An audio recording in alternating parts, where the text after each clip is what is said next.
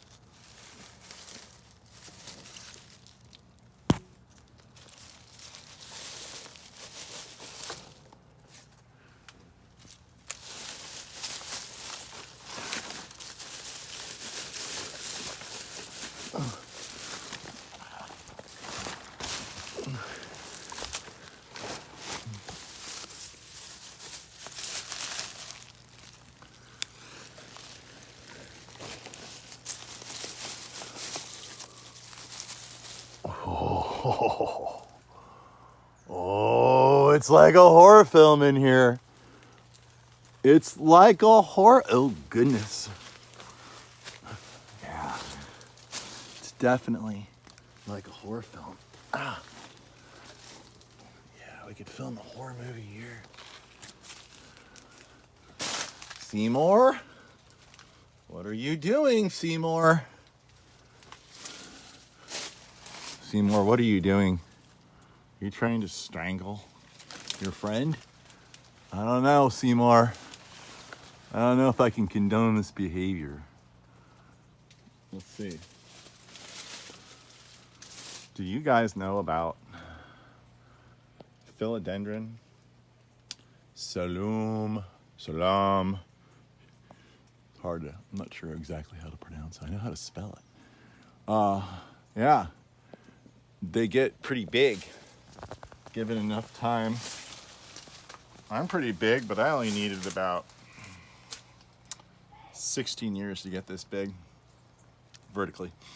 The rest took a little longer. So, yes, I'm underneath my giant 20-year-old Philodendron selloum. When I was down in San Diego living in Pacific Beach, living the dream senior year at San Diego State, surfing every day, I would pass by Ed Moore's house. Ed Moore was this fantastic dude who was probably, I was 20, he was, I don't know, 80. So it's been 32 years. He'd be 112 now. I'm not sure if he's still around. But he was such a cool dude.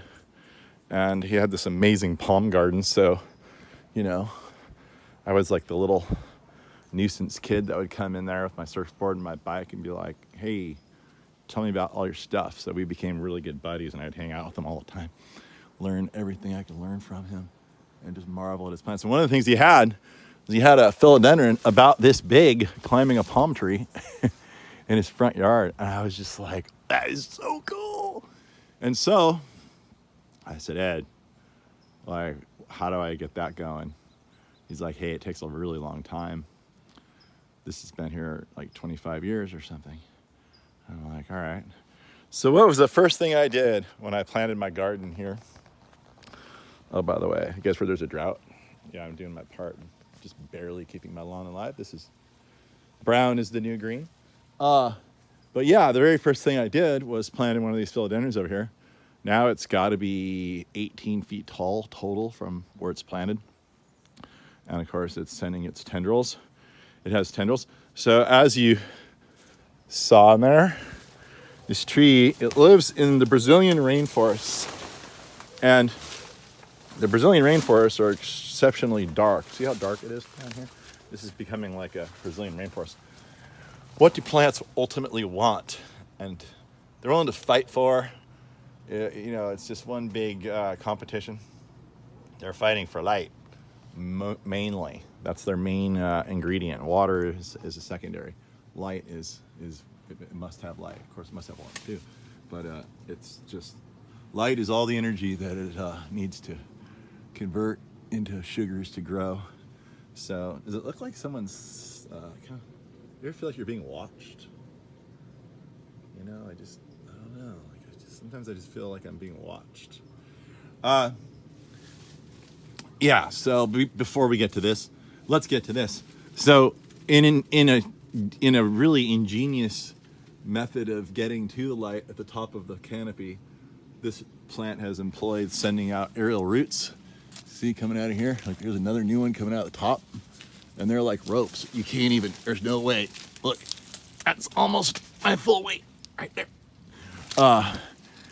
And they're so strong, and they have redundant strength because there's so many of them.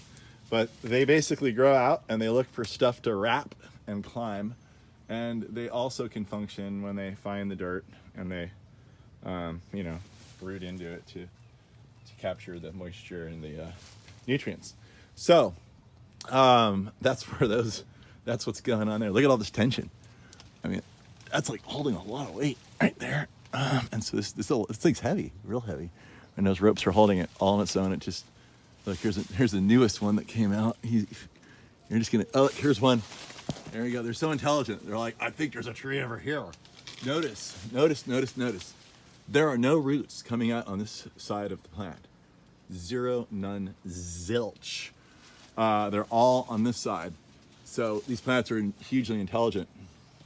They're like, I don't know if they sense this thing or what, but they know. Look how intentional they are.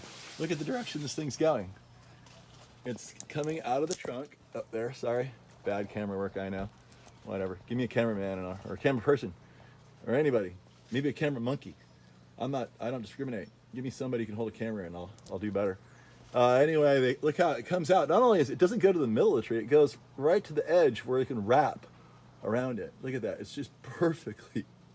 It's so intelligent. So there's all kinds of intelligence that these plants have that we're not really privy to. We're just learning a little bit here and there.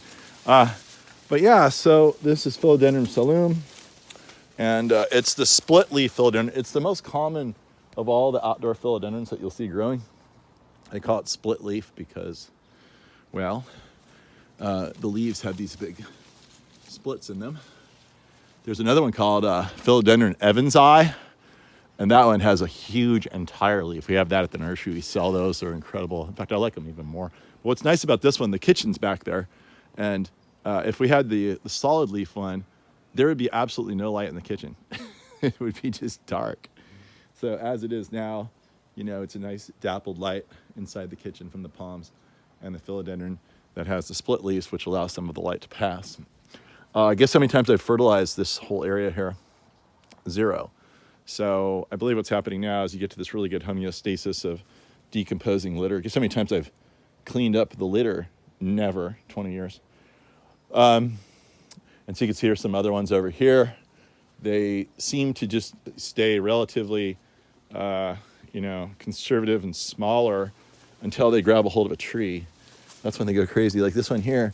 See these ropes? They're just kind of holding it up, and but it hasn't found a tree, so it is, it's a manageable size. We have another one over here. That is same thing. Got a bunch of roots coming out, but it's such a wonderful plant. Look at how the light shines through it. Can you see that? Like in here, there, like that. There you go. Real beautiful plant. It's already to about 25 degrees. Below that, kind of loses its leaves, and down to about 20 degrees, the stalk will stay alive and it'll get new leaves. Down to about 15 degrees, the whole tree will just kind of die down and then sprout from the base at about 15 degrees. I think you get to 14, 13, it's going to die. So sorry for people who live in cold climates like that. But it is a really beautiful thing. As you can see, it creates that jungle atmosphere. The other fun thing about this plant is you can take cuttings, the leaves, and bring them in for cut foliage. Oh no, I'm locked out. You'll have to trust me when I say that inside that house, I don't know why they locked me out. Huh, yeah, I don't know. I didn't misbehave or anything. That's weird. Put it in your vase, and it looks really good. It'll last for weeks. It's just a big, beautiful cut leaf. And there's so many leaves on it, you won't even know that it's missing. And here's what I originally showed you. This is where I get my workout every morning, to floss and brush as a good boy that I am. Everybody needs their own beautiful spot to floss and brush and contemplate the day. So this root jumped out. I've been watching it going all the way across the walkway here, the steps, all the way down. Look at the beautiful patina. All the way down to the very bottom of the staircase. And it hasn't found dirt yet. So maybe this one's not as smart as I thought, because the dirt's right there. It should have smelled it, right? So eventually it's going to find the dirt. It's going to root over here. It's going to bring nutrients and water from over here. It's going to bring it all the way across the staircase. All the way across the staircase. All the way to the plant up there. So that's just, I just think that's pretty remarkable.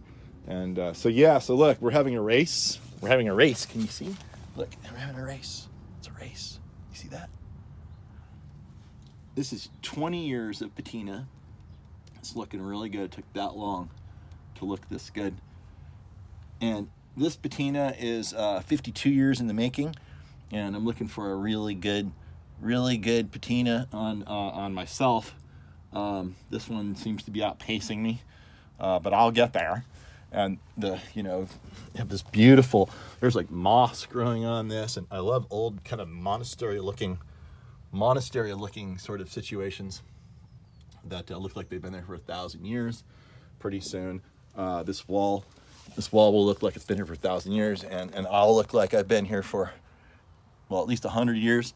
And the trick is, with your patina on your wall, you can like paint yogurt on your wall to get moss to grow on it, stuff like that.